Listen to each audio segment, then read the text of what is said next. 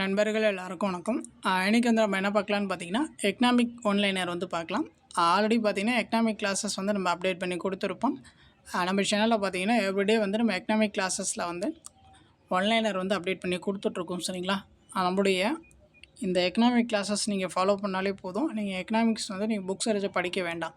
So line by line வந்து நம்ம வீடியோஸை வந்து கொடுத்துருவோம். சரிங்களா? ஸோ நம்மளுடைய சேனல் சப்ஸ்கிரைப் பண்ணாதுங்க, கொஞ்சம் சப்ஸ்கிரைப் பண்ணி இதை ஃபாலோ பண்ணி வச்சுக்கோங்க. சரி, வாங்க பார்க்கலாம். ஸோ இன்றைக்கி வந்து நம்ம என்ன பார்க்கலான்னு பார்த்தீங்கன்னா, உலோக பணத்தின் வரலாறு. சரிங்களா? ஸோ அந்த டாப்பிக்கில் இருந்து நம்ம ஆன்லைன் வந்து பார்க்கலாம். சரிங்களா? ஃபஸ்ட் பாயிண்ட் பாருங்கள், பணத்தின் நிலைகள் வந்து கொடுத்துருக்காங்க. என்னென்ன நிலைகள்லாம் வந்து இருக்குது அப்படின்னு சொல்லி பாருங்கள்.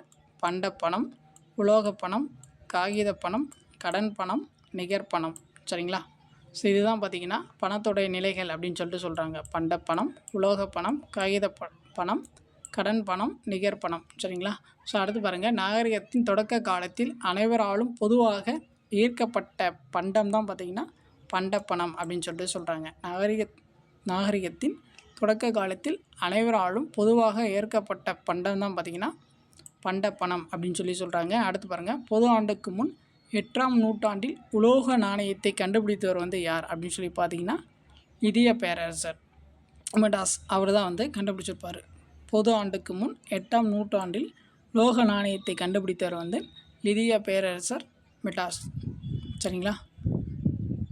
ஹெரோடோட்டஸ் வந்து கொடுத்துருக்காங்க. பல நூற்றாண்டுகளுக்கு முன்பே இந்திய தங்க நாணயங்களை பயன்படுத்தியது. பல நூற்றாண்டுகளுக்கு முன்பே வந்து இந்தியா பார்த்திங்கன்னா தங்க நாணயங்களை வந்து பயன்படுத்தியது அப்படின்னு சொல்லியிருக்காங்க. ஸோ அடுத்து பாருங்கள், பொது ஆண்டுக்கு முன் 6ஆம் நூற்றாண்டில் இந்தியாவில் முதன்முறையாக மகாஜனபதங்கள் ஆட்சியில் அச்சடிக்கப்பட்ட நாணயங்கள் வந்து என்னென்ன அப்படின்னு சொல்லி பாருங்கள். பூரணாஸ், கர்ஷபணம், பனாஸ். பூரணாஸ், கர்ஷபணம், பனாஸ். சரிங்களா? அது யாருடைய ஆட்சி காலம் அப்படின்னு சொல்லிட்டு பார்த்துக்கோங்க. ஸோ எந்த நூற்றாண்டு அப்படின்னு சொல்லிட்டு பார்த்துக்கோங்க. சரிங்களா?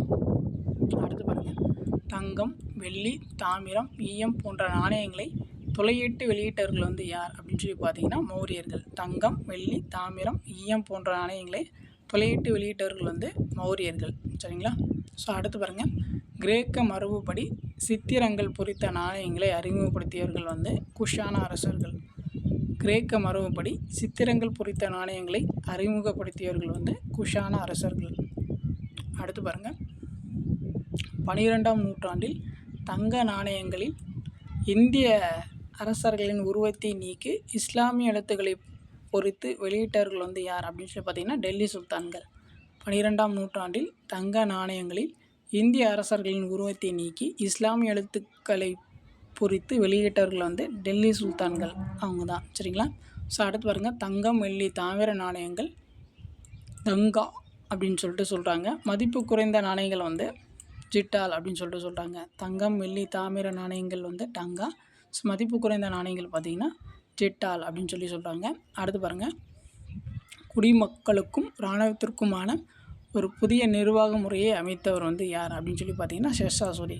குடிமக்களுக்கும் இராணுவத்திற்குமான ஒரு புதிய நிர்வாக முறையை அமைத்தவர் வந்து ஷெர்ஷா சூரி.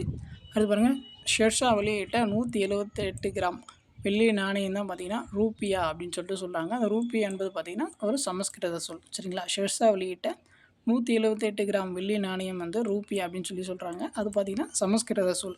ஸோ அடுத்து பாருங்கள், 1600இல் முகலாய நாணயத்தை பிரபலப்படுத்தியவர்கள் வந்து யார் அப்படின்னு சொல்லி பார்த்தீங்கன்னா ஆங்கிலேய கிழக்கிந்திய கம்பெனி. 1600இல் முகலாய நாணயத்தை பிரபலப்படுத்தியவர்கள் வந்து ஆங்கிலேய கிழக்கிந்திய கம்பெனி, அவங்க தான் வந்து பிரபலப்படுத்தியிருப்பாங்க. அடுத்து பாருங்கள், 1717இல் ஆங்கிலேயருக்கு முகலாய பணத்தை பம்பாய் அச்சகத்தில் அச்சடிக்க அனுமதி வழங்கிய முகலாய அரசர் வந்து யார் அப்படின்னு பார்த்தீங்கன்னா பருக் ஷா, அவர் தான் வந்து அனுமதி வந்து வழங்கியிருப்பார். அடுத்து பாருங்கள், ஆங்கிலேய தங்க நாணயங்களை வந்து கரோலினா அப்படின்னு சொல்லிட்டு சொல்லுவாங்க. ஆங்கிலேயர்கள் வந்து தங்க நாணயங்களை கரோலினா அப்படின்னு சொல்லுவாங்க. வெள்ளி நாணயங்களை வந்து ஏஞ்சலினா அப்படின்னு சொல்லுவாங்க. செம்பு நாணயங்களை வந்து கப்ரூன் அப்படின்னு சொல்லிட்டு சொல்லுவாங்க. வெண்கல நாணயத்தை வந்து டின்னி அப்படின்னு சொல்லிட்டு சொல்லுவாங்க. அடுத்து பாருங்கள், காகித பணத்தின் கண்டுபிடிப்பு பணத்தின் வளர்ச்சியில் முக்கிய நிலையாக இருந்தது. காகித பணத்தின் கண்டுபிடிப்பு பணத்தின் வளர்ச்சியில் முக்கிய நிலையாக இருந்தது. அடுத்து பாருங்கள், செலவாணி பணம் அல்லது காகித பணம் ஆர்பிஐயால் வெளியிடப்படுகின்றது? செலவாணி பணம் அல்லது காகித பணம் ஆர்பிஐயால் வெளியிடப்படுகின்றது. அடுத்து பாருங்கள், கடன் பணம் அல்லது வங்கி பணம் என அழைக்கப்படுவது வந்து காசோலை. கடன் பணம் அல்லது வங்கி பணம் என அழைக்கப்படுவது வந்து காசோலை. அடுத்து பாருங்கள், பணத்தின் அகமதிப்பு மற்றும் பணத்தின் புறமதிப்பு இரண்டும் சேர்ந்தது தான் பார்த்திங்கன்னா பணத்தின் மதிப்பு அப்படின்னு சொல்கிறாங்க. பணத்தின் அகமதிப்பு மற்றும் பணத்தின் புறமதிப்பு இரண்டும் சேர்ந்தது தான் பார்த்திங்கன்னா பணத்துடைய மதிப்பு அப்படின்னு சொல்லியிருக்காங்க. ஸோ அடுத்து பாருங்கள், காசோலை, வரைவு கடன் மற்றும் பற்று அட்டைகள் அனைத்தும் வங்கி பணம் என அழைக்கப்படுகிறது. காசோலை, வரைவு கடன் மற்றும் பற்று அட்டைகள் அனைத்தும் வங்கி பணம் என அழைக்கப்படுகிறது. அடுத்து பாருங்கள், கடன் அட்டை மற்றும் பற்று அட்டை சமீபத்திய நெகிழி பணம் அப்படின்னு சொல்கிறாங்க.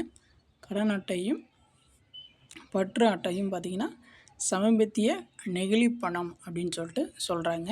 ஸோ இதனுடைய நோக்கம் வந்து என்ன அப்படின்னு பார்த்திங்கன்னா பணமில்லா பரிவர்த்தனை. கடன் அட்டை மற்றும் பற்று அட்டை சமீபத்திய நெகிழி பணம் அப்படின்னு சொல்கிறாங்க. ஸோ இதன் நோக்கம் பார்த்திங்கன்னா பணமில்லா பரிவர்த்தனை அப்படின்னு சொல்கிறாங்க. ஸோ அடுத்து பாருங்கள், வங்கியில் மின்னணு முறை மூலம் பண பரிவர்த்தனை நடைபெறுவது தான் பார்த்திங்கன்னா மின்னணு பணம் அப்படின்னு சொல்கிறாங்க. வங்கியில் மின்னணு முறை மூலம் பண பரிவர்த்தனை நடைபெறுவது வந்து மின்னணு பணம் அப்படின்னு சொல்கிறாங்க. அடுத்து பாருங்கள், தேசிய மின்னணு நிதி பரிமாற்றம் என்று அழைக்கப்படுவது வந்து என்னன்னு பார்த்திங்கன்னா மின்னணு வங்கி. தேசிய மின்னணு நிதி பரிமாற்றம் என்று அழைக்கப்படுவது வந்து மின்னணு வங்கி. அடுத்து பாருங்கள், ஸோ இந்திய ரூபாய் குறியீட்டை வடிவமைத்தவர் வந்து யார் அப்படின்னு பார்த்திங்கன்னா டி. உதயகுமார். ஸோ அவர் பார்த்திங்கன்னா விழுப்புரம் மாவட்டத்தை சேர்ந்தவர். ஸோ எப்போ வடிவமைத்தார் அப்படின்னு பார்த்திங்கன்னா ஜூலை 15, 2010 இந்திய ரூபாய் குறியீட்டை வடிவமைத்தவர் வந்து டி. உதயகுமார். ஸோ அவர் பார்த்திங்கன்னா விழுப்புரம் மாவட்டத்தை சேர்ந்தவர். 15 ஜூலை 2010 வந்து வடிவமைச்சிருப்பார்.